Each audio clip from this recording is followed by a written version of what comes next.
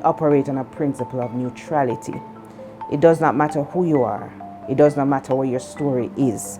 Our doors are open to you once you have become a victim of a crime. If you are the victim of a crime, directly or indirectly, today we put you in touch with a unit in the Ministry of Justice for counseling and emotional support to get you through that traumatic incident.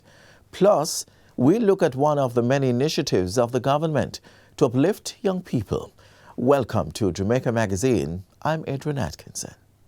Hi everyone, by now you would have heard the great news. Jamaica's unemployment rate is 4.5%. That's the lowest unemployment rate in the history of Jamaica. We are now close to full employment. As Minister of Economic Growth and Job Creation, this is the best news that our economy can have. It means that our economy continues to expand, but what it really means is that more Jamaicans have income. It means that more Jamaican families can do much better than they were doing before. We are building Jamaica.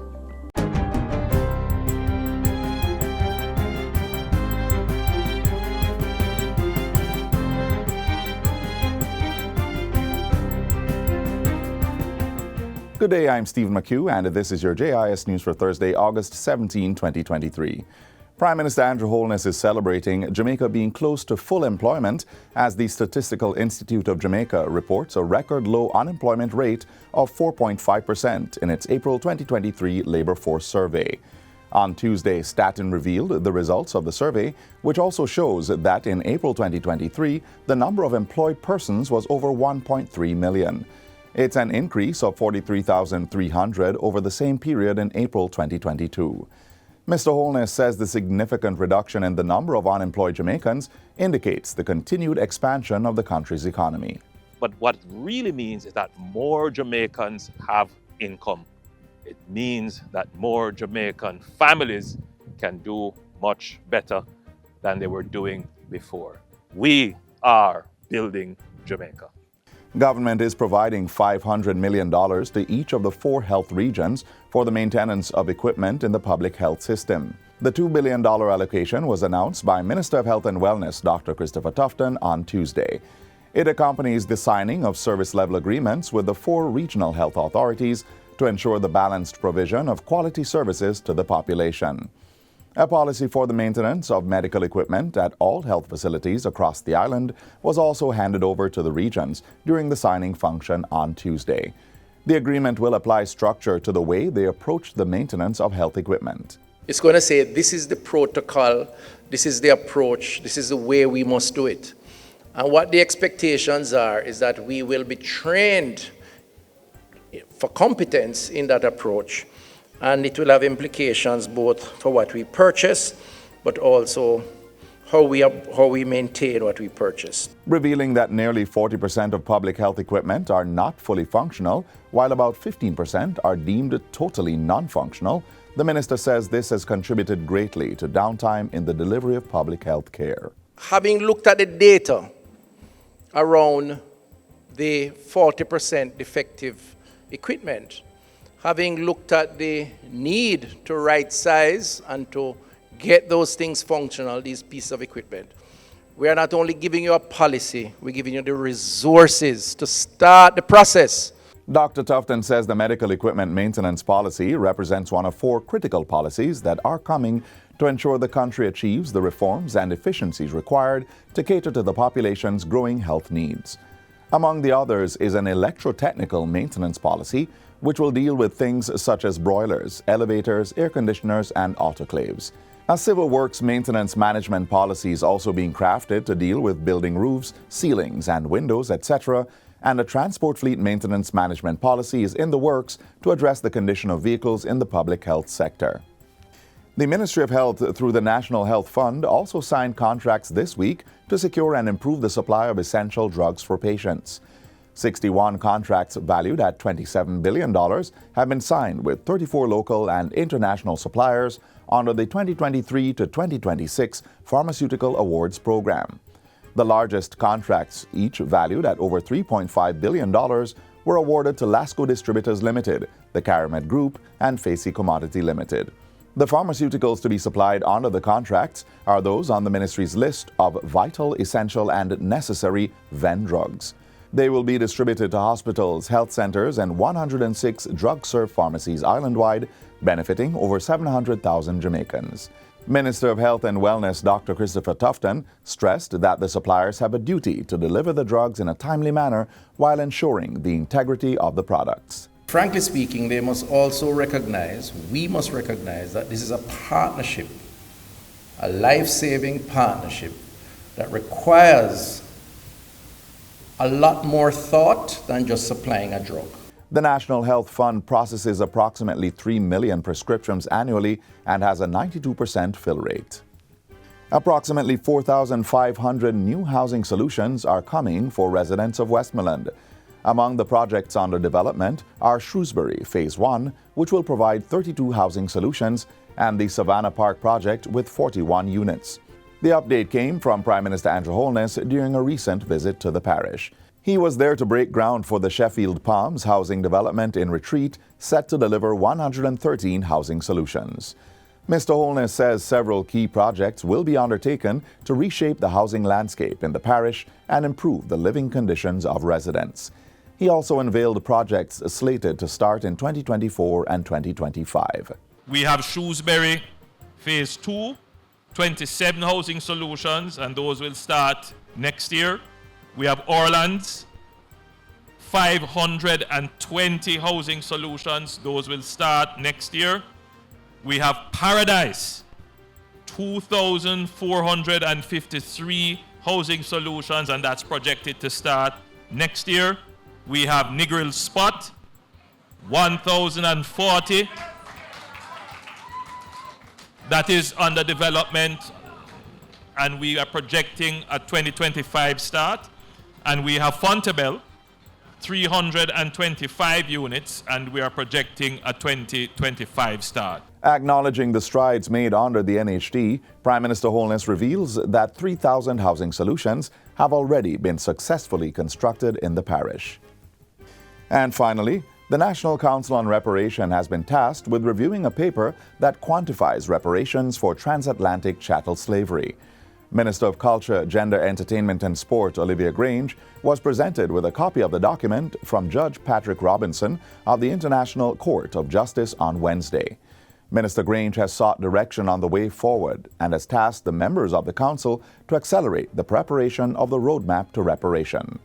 The paper estimates that the United Kingdom owes Jamaica $9.5 trillion in reparations. Judge Robinson wrote the introduction to the paper titled Report on Reparations for Transatlantic Chattel Slavery in the Americas and the Caribbean, which was produced by the international economics consulting firm Brattle.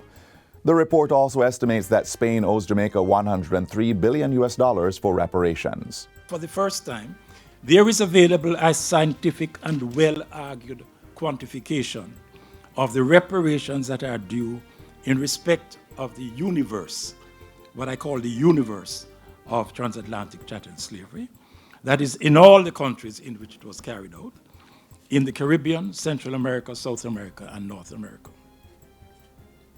The report determines the reparations that are due in respect of over 30 states and overseas territories in which TCS was carried out. The report also assesses reparations for harm done during the period when chattel slavery was carried out and for continuing harm thereafter. Mr. Robinson says the total sum for reparations to be paid by all former slaveholding states is about $107 trillion. In respect of the post-enslavement period, the total sum to be paid is about $22 trillion for a grand total of about $130 trillion. He says the figures are high but appropriate. And that's it for JIS News Today. I'm Stephen McHugh. Thanks for watching.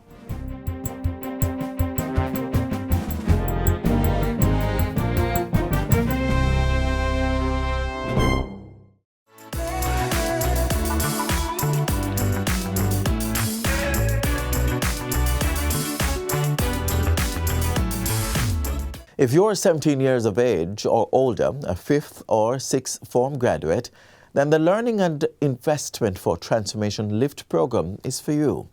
Application is now open and targets 500 school leavers in the first year. LIFT aims to provide high school graduates with long-term opportunities for education, employment, and social integration.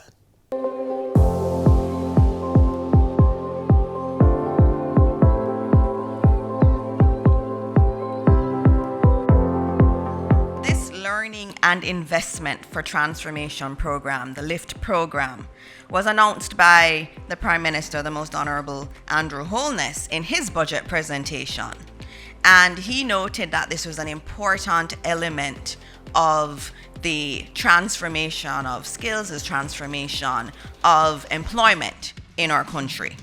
So when you see the LIFT program, you have to see it within the broader context of the administration trying to work through programs that deal with poverty alleviation. And we think, very importantly, that employment, especially at the youth level, and skills training are central to that.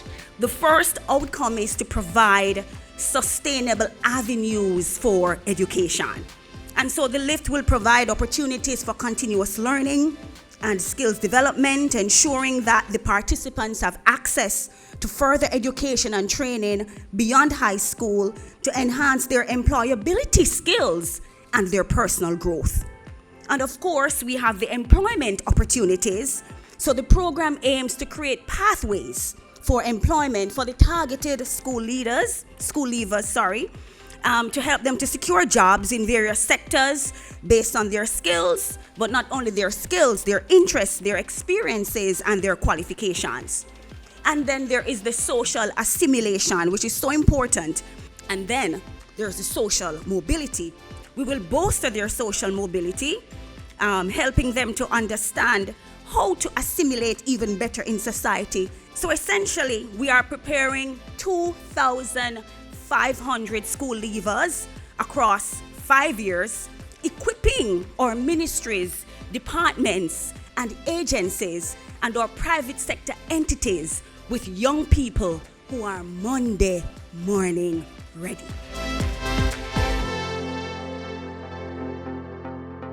So let's look at the process. It's a 3-phase process. The first one is entry. So we're taking them through diagnostic testing. And when we do diagnostic testing, we will see their competencies, we will be able to understand their particular career preferences so that we can best place them. And then there is orientation. So we take them through a rigorous orientation to raise their awareness, to help them to understand how to operate in a public sector entity, to help them to understand the requirements of a private sector organization.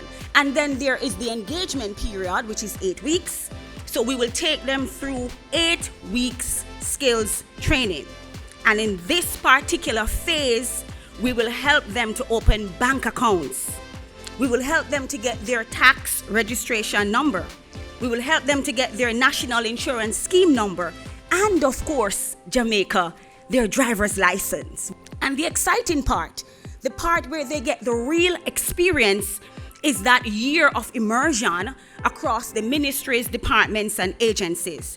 But importantly, this program is also about investment. And so our young people will be getting $85,000 monthly. That, Minister, is a part of poverty alleviation. This is $85,000 monthly, $70,000 in hand, and $15,000 will be placed in their bank accounts that they will not be able to access until they complete the program. And so they'll also get opportunities to mentor. There'll be opportunities to volunteer. We know that sometimes when you have initiatives like these, it may seem as if it's the urban students who benefit. But the administration is very much committed to everyone having access. And so what we've done is to have the nominees come from every constituency, which means we won't leave anybody behind. And that's really critical. As a ministry, we have been moving to reorient our approach to education to make it more accessible, relevant, and practical. In particular, we've taken steps towards a more inclusive system recognizing the importance of technical and vocational education training, because that is an area of great need in Jamaica and in our contemporary world. How do you participate? So these are the criteria: 2 character references, and of course that can be from a school official, a pastor, a JP, a member of parliament. You're expected to have 3 Caribbean Secondary Examination Council subjects, that's CSEC subjects, and it must include math and English. You must be 17 years or older, and you're supposed to have a high school leaving certificate. You must have graduated high school within the last year in the case of 5th form graduates, or the last 2 years in the case of 6th form graduates. The application period will be August 10th through to the 31st. Your orientation will be in September, and we are ready to move on that. The trust is prepared to go. And so once we get the applications in and we start to sort, you will hear from us. And then between September 2023 and November 2023, which is 1 month, we're going to be taking you through that core training, that employability skills training, the financial and digital skills training, and then what is most important, where you get the most experience, where you get to operate on the job, to meet people and to demonstrate your skills and competencies, is that job placement period, which is 1 year, starting November this year and ending in November 2024. And so we are preparing a new kind of public service with individuals, with young people who got an opportunity for internship to be Monday morning ready.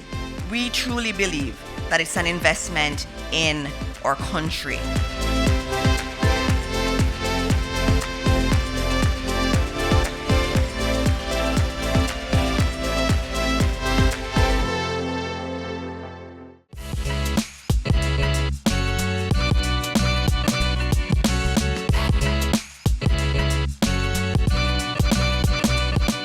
The Ministry of Justice is not just about legislation and courts. It offers other services that are critical to our daily lives. Take, for example, the support people receive from its Victim Services Division.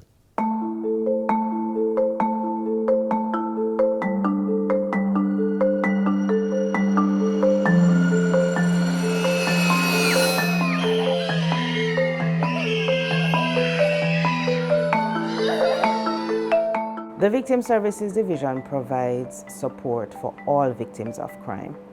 It does not matter the type of crime that has been committed against you, or doors are open to you. Some of those victims are persons who've suffered sexual abuse, family members of people murdered, individuals who've experienced robbery and intimate partner violence, otherwise known as domestic abuse. They all can be grouped into one of 3 categories: primary, secondary, or tertiary victim. Who is a primary victim? The person to whom the crime has been directly committed. Now, in the case where the primary victim is deceased, we will provide the service to their next of kin and their immediate family members, who in this case will be the secondary victims. Secondary victims may not have had the act perpetrated on them, but they do experience some amount of trauma due to what their loved ones may have endured. Then there are the tertiary victims. Victim service workers are categorized as tertiary victims. And so we think about persons like the police officers who have to interface with these situations on a day-to-day basis. There is secondary traumatization that they experience. And so it is critically important that persons not only recognize that these events can have an impact on them, be they primary, secondary, or tertiary victim, but also that they need to get assistance to be able to deal with the effects of the trauma that they have experienced. Tertiary victims also suffer what's called vicarious trauma.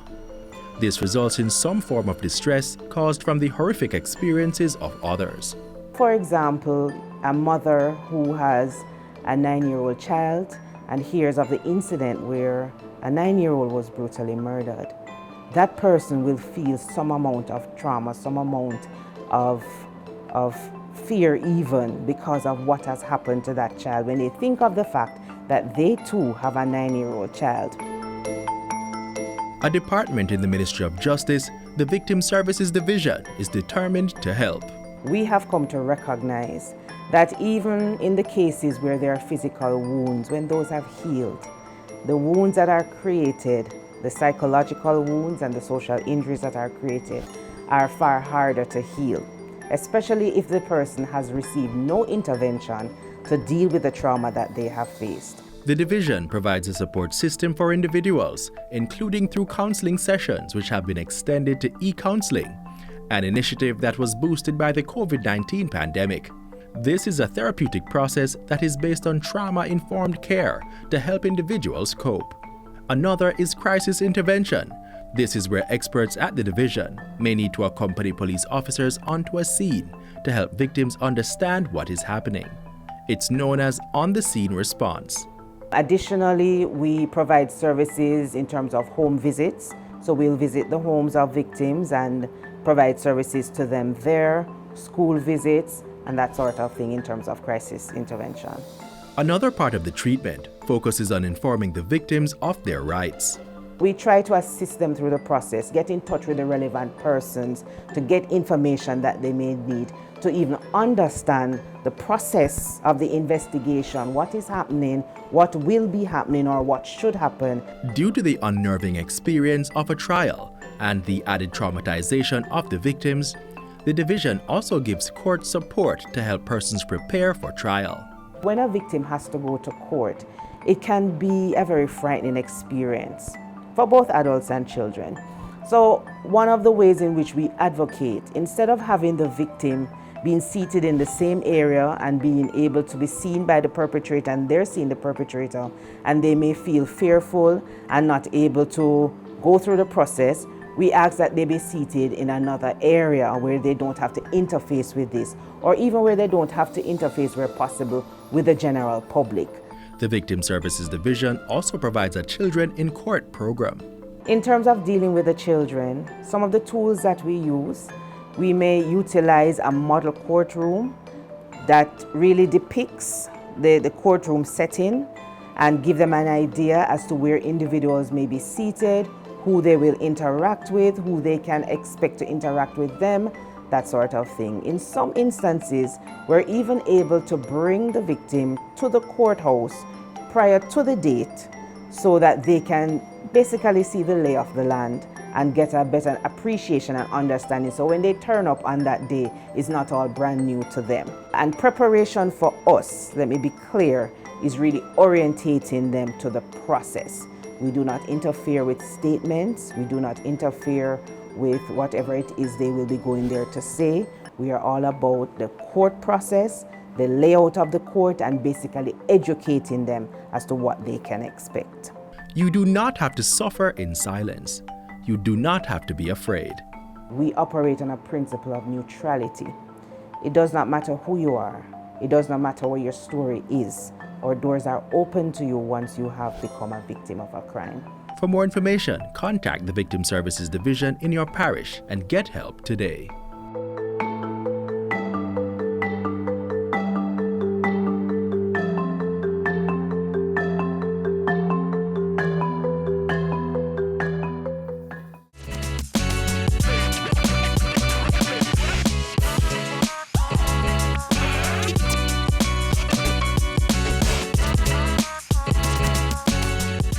Up next, another bold move by the government to establish a safe space for children who are victims of abuse. Let's visit the therapeutic center located at the Maxfield Park Children's Home.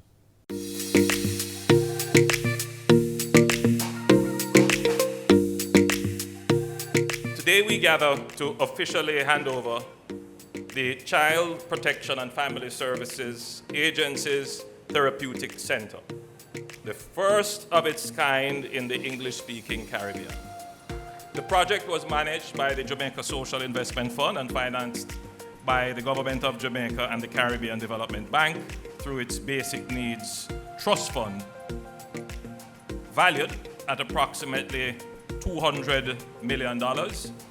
It's been a long time in coming for us to have a facility like this here in Jamaica. And the banner behind me represents partnership, right? It represents what happens when you have successful partnerships.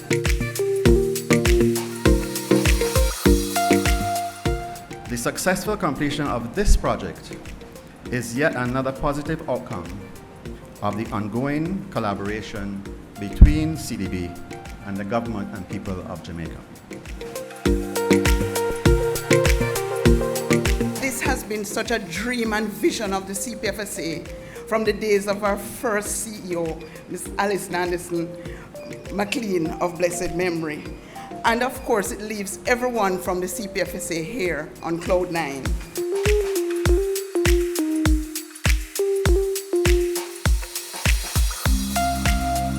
Overall, the project will benefit 4,400 children in state care, that is, children's homes, places of safety, foster care, family reintegration, and those in need of psychological and mental interventions.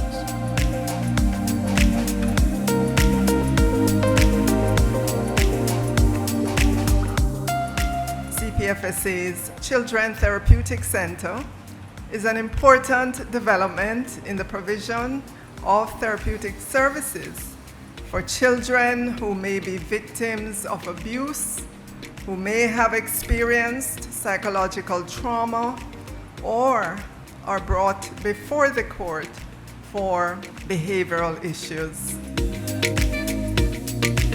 Additionally, the project will benefit 16,000 children and their families who will access the services of the Child Protection and Family Services Agency on an annual basis.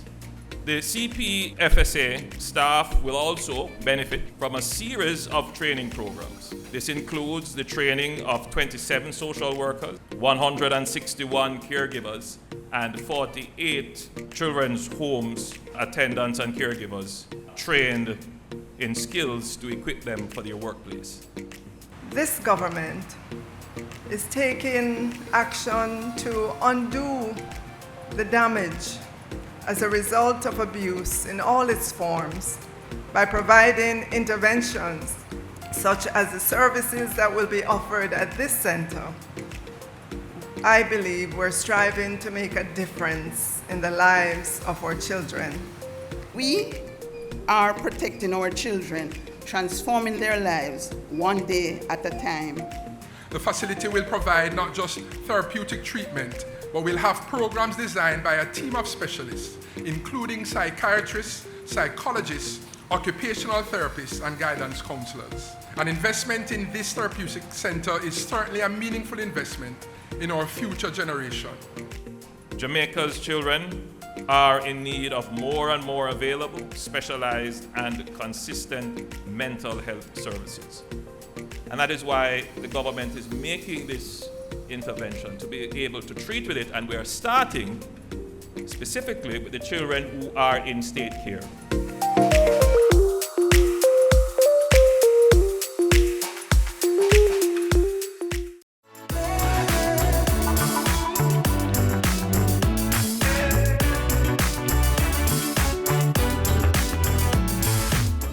We've come to the end of our show, but only for today. Do join us again tomorrow when we bring another informative program. In the meantime, stay connected via our website, jis.gov.jm. And while you're online, send your feedback to Jamaica Magazine at jis.gov.jm or via tweet at JIS News. You may also find us on all the major social media platforms and through our mobile app that's Android and iOS compatible. On behalf of the entire production team, I'm Adrian Atkinson. Do take care. This has been a production of the Jamaica Information Service, the voice of Jamaica.